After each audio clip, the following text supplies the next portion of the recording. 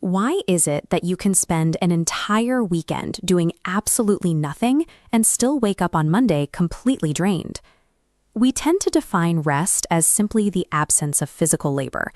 We assume that because we are sitting motionless while scrolling through a feed or watching a screen, our systems are recovering. But there is a friction here.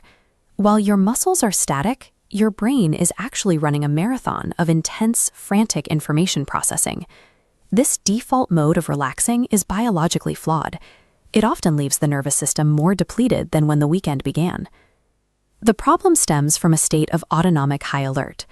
Constant digital consumption, the pings, the notifications, the endless scrolling, locks the nervous system into a continuous fight or flight response. This graph shows a nervous system that never finds its floor. It stays trapped in a high-frequency state, spiking continuously without ever returning to a baseline zero.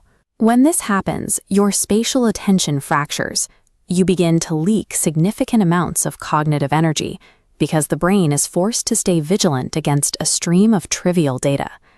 To recover, we have to stop treating passive numbing as a solution and shift to a deliberate strategy of active rest. This shift begins with a daily habit, clearing the air at 7 p.m. This involves swapping out high-anxiety content, like the evening news or fast-paced podcasts, for lo-fi beats, ambient tracks, or jazz. Specific auditory frequencies act as a physical toggle for autonomic downregulation. They provide the brain with a predictable rhythmic structure. These smooth frequencies encourage the human body to exit its state of high alert, lowering the physiological tension built up during the workday. Managing your IO environment provides a direct biological mechanism to pull your brain out of its professional focus and into a state of recovery. We also face spatial fatigue. Staring at flat, two-dimensional screens for 40 hours a week exhausts our narrow, central vision. The weekly antidote is 60 minutes of uninterrupted immersion in a dense natural environment, a deep forest, a rugged trail, or a coastline.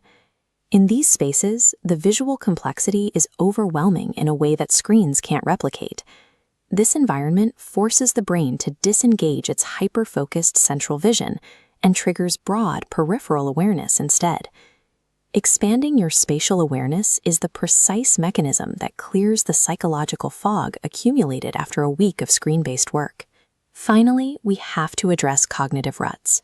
A life run on a strict, repetitive autopilot starves the brain of the novelty it needs to remain sharp. Once a month, break the routine by exploring your own geography. You navigate a completely unfamiliar neighborhood, a new park, or a museum you've never entered, forcing yourself to find your way through a new map.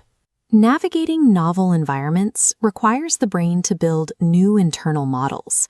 This results in heightened neural engagement as the hemispheres communicate to map the unfamiliar space. Injecting calculated novelty into your routine prevents the mind from stagnating into the boredom of a predictable autopilot. When you integrate daily audio resets, add in weekly nature, and seek monthly novelty, you move toward a lifestyle of high-quality leisure. You are no longer watching your energy drain away. You are the active architect of your own recovery. This isn't a luxury.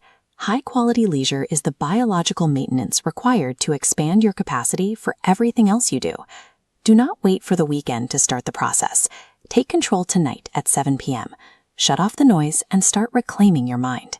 Rewiring your biology through intentional activity is what grants the mind genuine, lasting recovery.